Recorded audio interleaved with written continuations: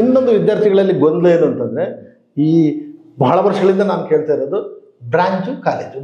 ಅವ್ರಿಗೆ ಹೆಂಗಾಗಿದೆ ಅಂದ್ರೆ ಒಳ್ಳೆ ಕಾಲೇಜ್ ಇದೆ, ಅವ್ನಿಗೆ ಬೇಕಾದ ಬ್ರಾಂಚ್. ಬಟ್ ನನ್ನ ಪ್ರಕಾರ ಎರಡೂ ಇಂಪಾರ್ಟೆಂಟ್. ಹೆಂಗೆ ಅಂದ್ರೆ, ಈಗ ಉದಾಹರಣೆಗೆ ಕೆಲವು ನೀವು ಟಾಪ್ ಕಾಲೇಜಸ್ ಅಂತ ಇರುತ್ತೆ. ಟಾಪ್ ಕಾಲೇಜಸ್ ಅಂದ್ರೆ ಏನು ಅಂತಾನು ನೀವು ಕೇಳಬಹುದು. ಬಹುಶಃ ಟಾಪ್ ಕಾಲೇಜಸ್ ಅಂದ್ರೆ ಅವು ಸುಮಾರು ಬಿಕಾಸ್ ಆಫ್ ಪ್ಲೇಸ್ಮೆಂಟ್ಸ್ ತುಂಬಾ ಕಂಪ್ನೀಸ್ ಅಲ್ಲಿ ಬರುತ್ತೆ.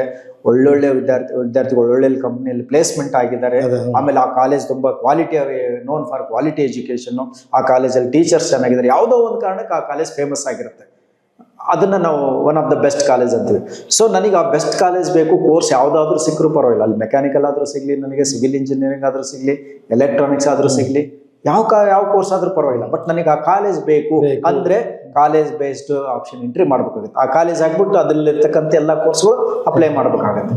ಇನ್ನು ಕೆಲವು ವಿದ್ಯಾರ್ಥಿಗಳಿಗೆ ಆಗಿಲ್ಲ. ಮೈಂಡ್ ಸೆಟ್ ಅಂದ್ರೆ ನನಗೆಲ್ಲ ಈ ಪರ್ಟಿಕ್ಯುಲರ್ ಇದೇ ಬ್ರಾಂಚು, ನಾನು ಮೆಕ್ಯಾನಿಕಲ್ ಇಂಜಿನಿಯರಿಂಗೇ ಓದಬೇಕು, ನಾನು ಆಟೋಮೊಬೈಲ್ ಸೆಕ್ಟ್ರಲ್ಲೇ ನಾನು ಇಂಜಿನಿಯರ್ ಆಗಬೇಕು, ನಾನು ಡಿಸೈನ್ ಇಂಜಿನಿಯರ್ ಆಗಬೇಕು ಅಂತ ಕನಸು ಕಾಣೋನಿಗೆ ಅವನು ಬರೀ ಎಲ್ಲ ಕಾಲೇಜ್ ಒಂದೊಂದು ಕಾಲೇಜ್ ತಗೊಳ್ತಾನೆ, ಮೆಕ್ಯಾನಿಕಲ್ ಇಂಜಿನಿಯರಿಂಗ್ ಹಾಕೊಂಡು ಹೋಗ್ತಾನೆ. ಅದು ಕೋರ್ಸ್ ಬೇಸ್ಡ್. ಸೊ ಇದು ಡಿಪೆಂಡ್ಸ್ ಆನ್ ಸ್ಟೂಡೆಂಟ್ಸ್. ಅವರಿಗೆ course important, college important. It is purely mind set of the student. ಅವನಿಗೆ ಯಾವ್ದು ಇಂಟ್ರೆಸ್ಟ್ ಇದೆ ಅದೇ ಅವನ ಮೈಂಡ್ ಡಿಸೈಡ್ ಏನ್ ಮಾಡ್ತಾನೋ ಅದನ್ನ ಚೂಸ್ ಮಾಡೋದು ಬೆಟರ್ ಅಂತ ಹೇಳೋದು. ಹೌದು ಸರ್. ಈಗ ಇನ್ನೊಂದೇನಂದ್ರೆ, ಈ ಒಳ್ಳೆ ರ್ಯಾಂಕ್ ಬಂದವ್ರಿಗೆ ತುಂಬಾ ಆಪ್ಷನ್ಸ್ಗಳಿದೆ. ಅಂದ್ರೆ ಅವ್ರಿಗೆ ಯಾವ ಕಾಲೇಜ್ ಬೇಕಾದ್ರೂ ತಗೋಬಹುದು. ಹೌದು. ನನಗೆ ನಿಮ್ಮ ಸಜೆಷನ್ ಅಂದ್ರೆ, ಈ ಆವರೇಜ್ ರ್ಯಾಂಕ್ ಬಂದವ್ರಿಗೆ ಯಾವ ರೀತಿ ಮಾಡೋದ್ರಿಂದ ಅವ್ರು ಒಳ್ಳೆ ಕಾಲೇಜ್, ಒಳ್ಳೇದ್ರಲ್ಲಿ ಎಲ್ಲ ಒಳ್ಳೇದು, ಬಟ್ ಅದಕ್ಕಿಂತ ಒಳ್ಳೆ ಉತ್ತಮವಾದ ಕಾಲೇಜನ್ನ ಯಾವ ರೀತಿ ಚೂಸ್ ಮಾಡ್ಬೋದು? ನನ್ನ ಒಂದು ಪರ್ಸನಲ್ ಒಪಿನಿಯನ್ ಅಂದ್ರೆ, ನಾನು ಯಾರನ್ನೂ ಡಿಸ್ಕ್ರಿಮಿನೇಟ್ ಮಾಡಲ್ಲ. ಒಳ್ಳೆ ವಿದ್ಯಾರ್ಥಿಗಳು, ಆವರೇಜ್ ವಿದ್ಯಾರ್ಥಿಗಳು, ಎಲ್ಲರೂ ಒಳ್ಳೆ ವಿದ್ಯಾರ್ಥಿಗಳೇ. ಯಾವುದೋ ಒಂದು ಕಾರಣದಿಂದ ಪಾಪ ಅವ್ರಿಗೆ ಮಾರ್ಕ್ಸ್ ಅವತ್ತಿನ ಮಟ್ಟಿಗೆ ಕಡಿಮೆ ಬಂದಿರ್ಬೋದು. ಹಂಗಂತ ಅವನು ಟಾಪ್ ಹುಡುಗ ಅಲ್ಲ ಅಂತ ಅಲ್ಲಿ ಹೇಳಕ್ಕಾಗಲ್ಲ. ಎಲ್ಲರೂ ಒಳ್ಳೆ ವಿದ್ಯಾರ್ಥಿಗಳೇ. ಬಟ್ ಅವ್ರವರ ಪರ್ಫಾರ್ಮೆನ್ಸ್ ಆ ದಿನದ ಮಟ್ಟಿಗೆ ಏನೋ ಒಂದು ಆಗಿರುತ್ತೆ. ಬಟ್ ಖಂಡಿತ ಅವ್ರೇನು they need not lose there heart.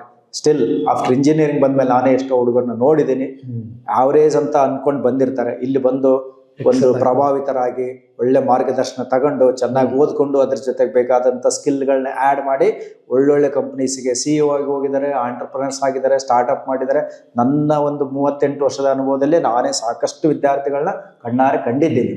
ಹಾಗಾಗಿ ನಾನು ಪಾಪ ಯಾರನ್ನೂ ಯಾವರೇಜ್ ವಿದ್ಯಾರ್ಥಿ, ಲಾಸ್ಟ್ ಬೆಂಚ್ ಹುಡುಗ ಅಂತ ಅನ್ಲೇಬಾರ್ದು. ಎಲ್ಲರಿಗೂ ಅವಕಾಶ ಇದೆ, ಎಲ್ಲರಿಗೂ ಭವಿಷ್ಯ ಇದೆ. ಸೊ ಹಾಗಾಗಿ ಅದಕ್ಕೆ ನಿಮ್ಮ ಭವಿಷ್ಯದ ಭವಿಷ್ಯದ ಸಂವಾದ ಕರೆಕ್ಟ್ ಆಗಿ ಇಟ್ಟಿದ್ದೀರಿ. ಯಾಕಂದ್ರೆ ಎಲ್ಲರೂ ಫಸ್ಟ್ ರ್ಯಾಂಕ್ ತಗೊಳಕ್ಕಾಗಲ್ಲ, ಯಾವ್ದೋ ಕಾರಣಗಳಿಂದ ಕಮ್ಮಿ ಆಗಿರ್ಬೋದು. ಹಾಗಾಗಿ ಈಗಲೇ ಕುಗ್ಗಿ ಹೋಗ್ಬಿಡ್ಬೇಡಿ, ನಾನು ಕಮ್ಮಿ ಬಂದಿದೆ, ನಾನು ಫಿಟ್ ಆಗಲ್ಲ ಅನ್ನೋದನ್ನ ಮಾಡಬೇಡಿ. ಸರ್, ಈಗ ನಮಗೆ ಒಂದು ಯಾವ ತಪ್ಪಾದ ನಿರ್ಧಾರದಿಂದ, ಕೌನ್ಸಿಲಿಂಗ್ ದರದಿಂದ ಸ್ಟೂಡೆಂಟ್ ಒಳ್ಳೆ ಸೀಟ್ ಕಳ್ಕೊಳ್ತಾನೆ ಅಂತ ನಿಮ್ಗೆ ಅನ್ಸುತ್ತೆ ಸರ್? ಒಂದು lack of awareness, lack of knowledge, ಮತ್ತು ಸರಿಯಾದ ಹೋಮ್ವರ್ಕ್ ಮಾಡಲ್ಲ, ಮತ್ತು ಅದಕ್ಕೆ ಸರಿಯಾದ ಸಿದ್ಧತೆ ಮಾಡ್ಕೊಂಡಿರಲ್ಲ, ಅಥವಾ ಸುಮ್ಮನೆ ಯಾರೋ ಹೇಳಿದ ಮಾತು ಕೇಳ್ಕೊಳ್ಳೋದು.